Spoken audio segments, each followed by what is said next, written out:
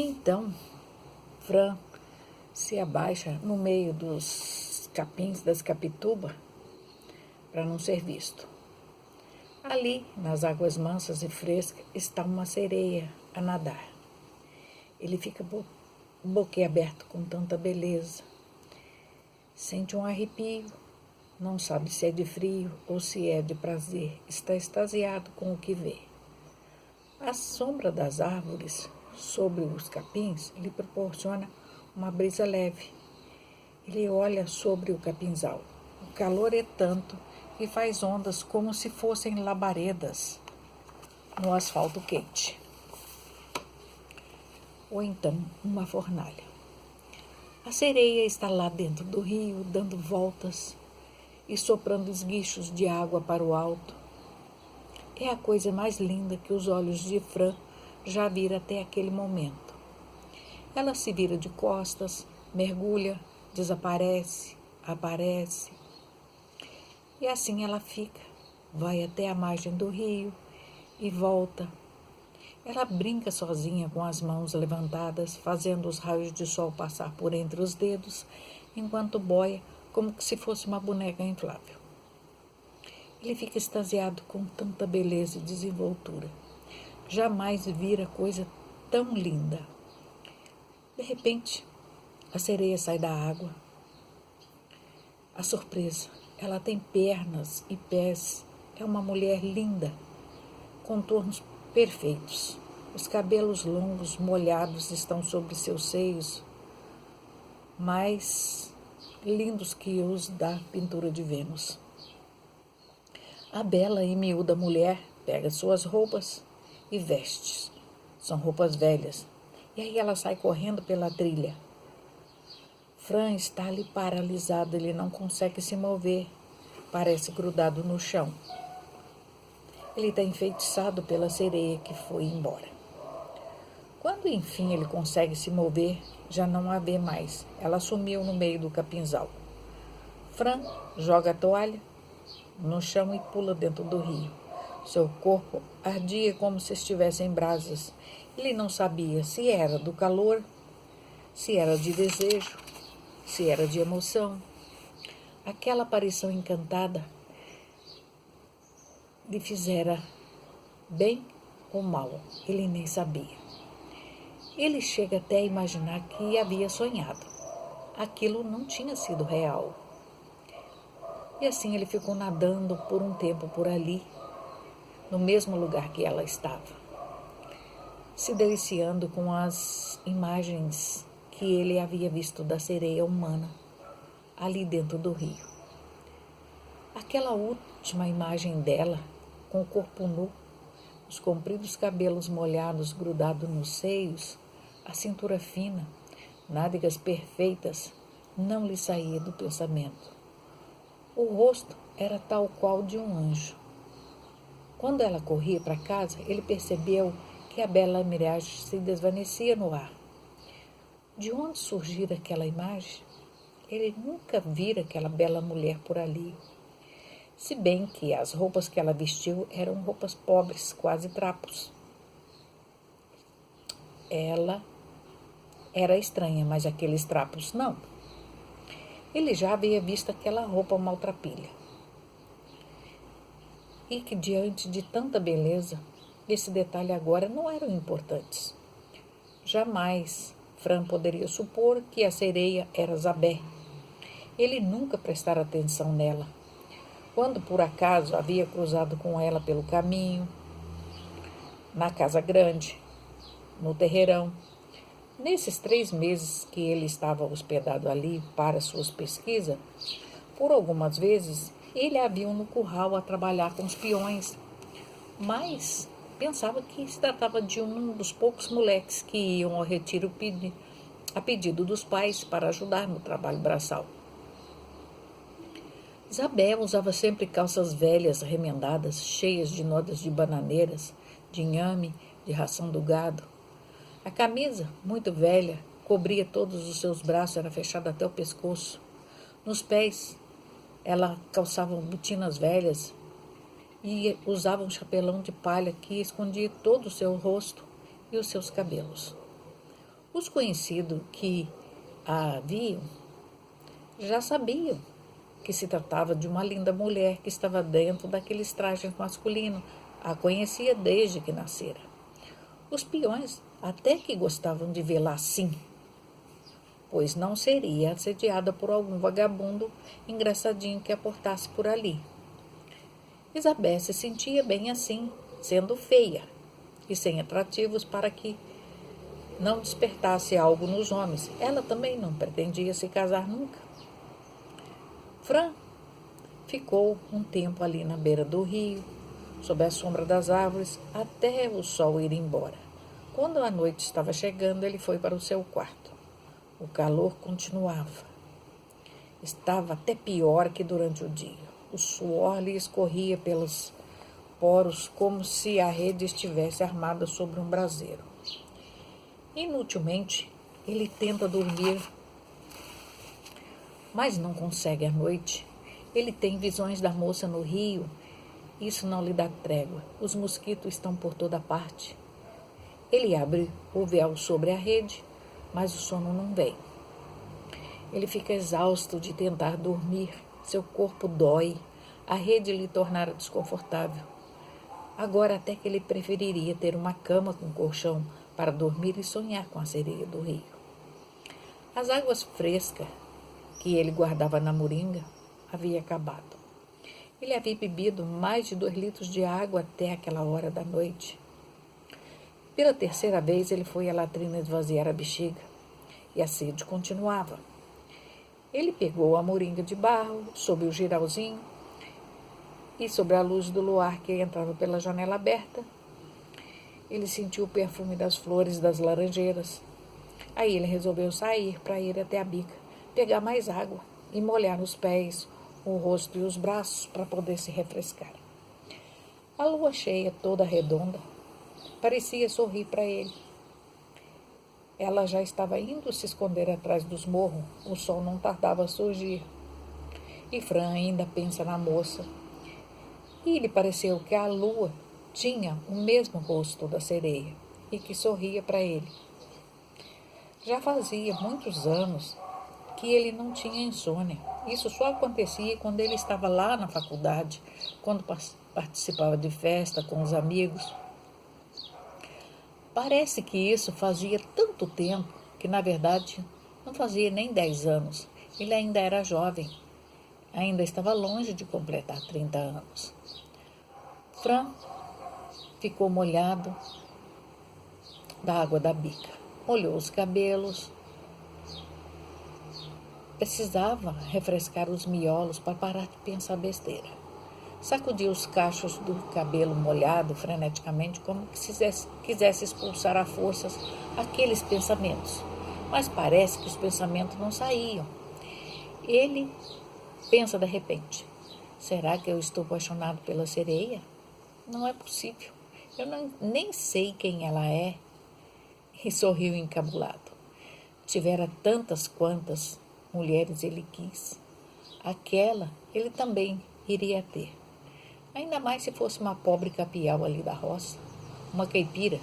Seria só questão de tempo para chegar até ela, conhecê-la, usá-la e descartá-la. A água da bica era como prata derretida, aquela corrente fria e interminável, em sequência que se desfazia quando se arrebentava no lajedo aos seus pés, calçados de havaiana. Ele fica ali a olhar a água prateada da bica e pensando: por que será que a água que alimenta a bica nunca termina, nunca tem fim, até ela cair no lajedo e ter um novo formato?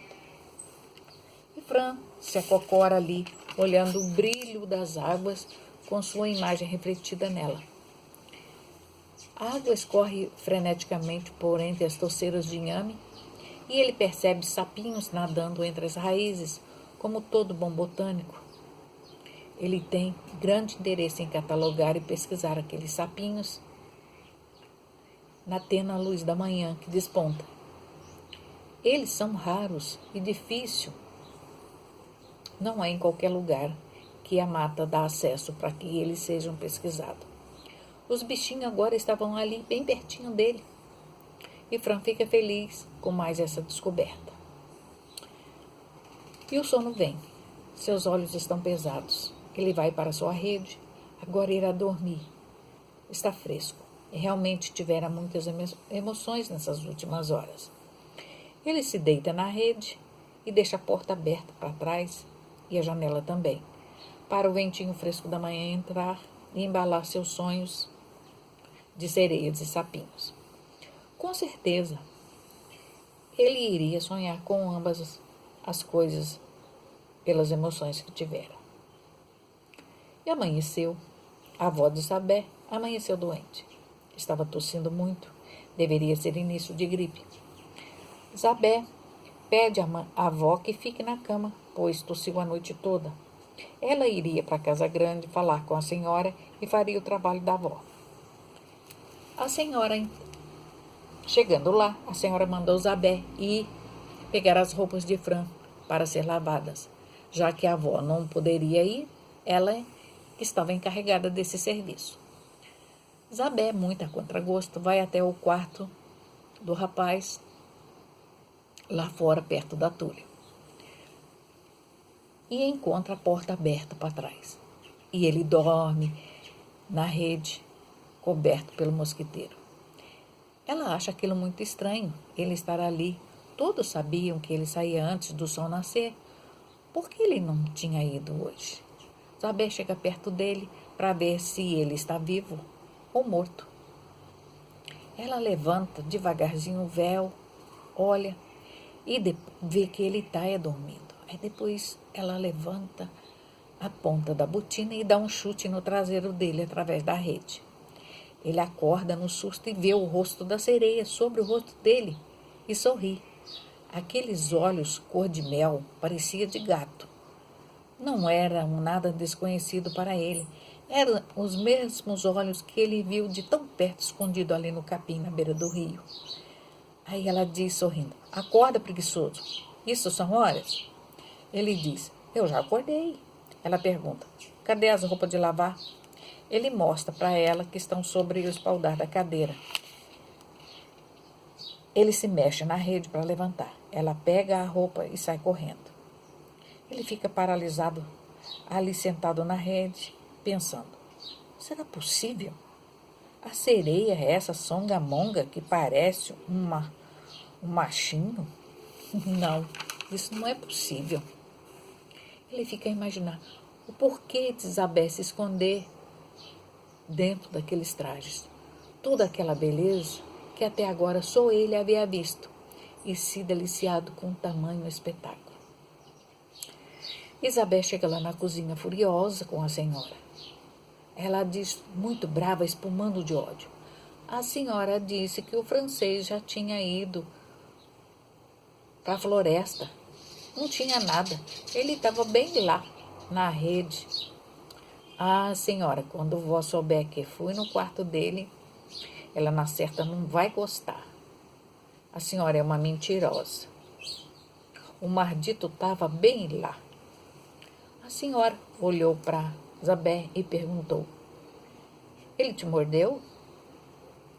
Zabé, furiosa, pegou a roupa e sumiu, levando uma gamela e uma barra de sabão.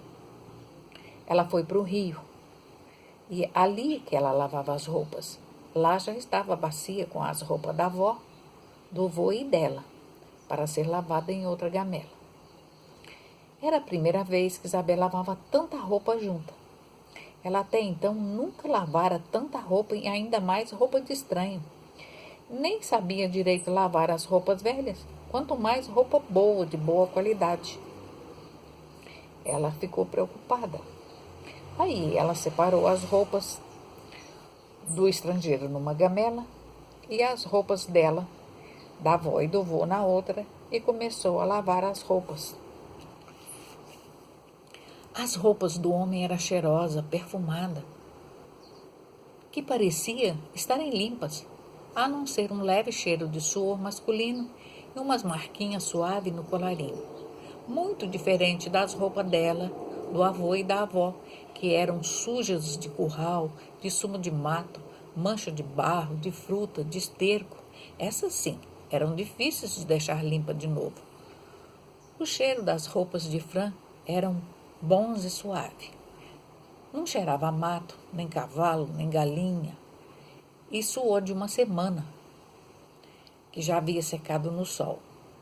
As roupas dele eram perfumadas. Ela ensaboou as roupas e estendeu nos capins aparados de corador.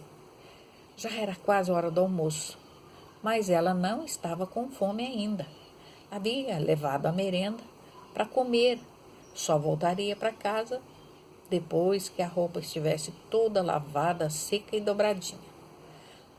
Passaria a ferro de brasa as roupas de Fran e a de casa ela guardaria a si mesma. Para que passar roupa velha manchada se iria sujar e manchar tudo de novo no trabalho braçal da roça? Ela enxagou, torceu e colocou as roupas para secar estendidas nos galhos na beira do rio. O sol estava de rachar mamona. Ela terminou de estender tudo e ficou ali deitada na sombra esperando secar e recolher tudo para levar para casa. Isso iria demorar pelo menos umas 3 horas. Aí ela decidiu nadar um pouco. Depois ela comeria o almoço, porque vó dizia que nadar de barriga cheia dá congestão. Vira o zóio.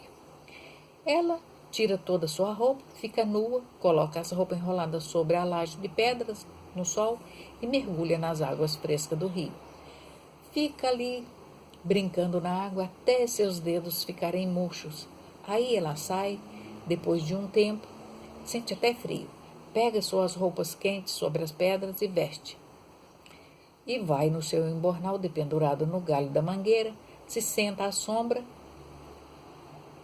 e come tudo que trouxe. Chupa as mangas, aí ela sente um pouco de sono.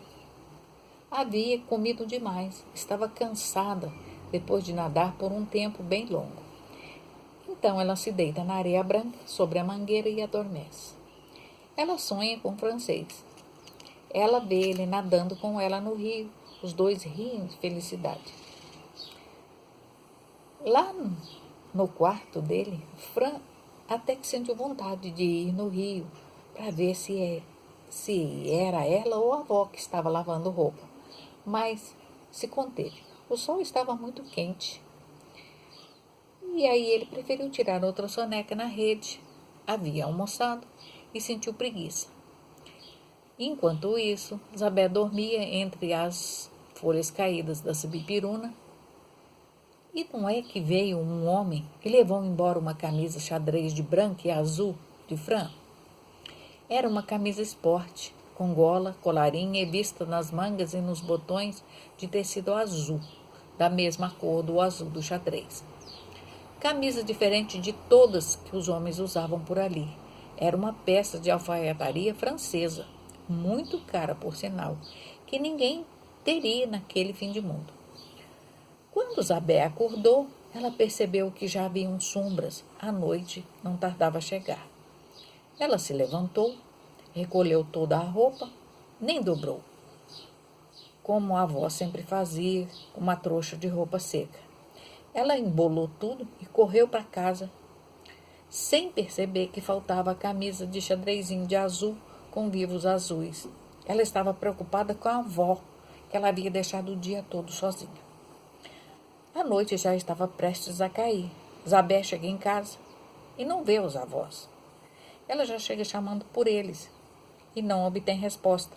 A casa está com as janelas abertas da frente, a porta da cozinha e a janela da cozinha também estão abertas. Dentro de casa já está quase escuro. O fogão está apagado. Ela leva a trouxa de roupa lavada e coloca sobre a sua cama no seu quartinho e sai à procura dos avós. Olha em volta da casa e nada. Então ela volta para dentro de casa, acende o fogão e pensa: eles devem ter ido lá para a casa grande. Daqui a pouco eles chegam. Isso sempre acontecia. Isabel está faminta. Ela não encontra o que comer. Faz um mingau de fubá, que era o que conseguiria mais rápido para saciar sua fome.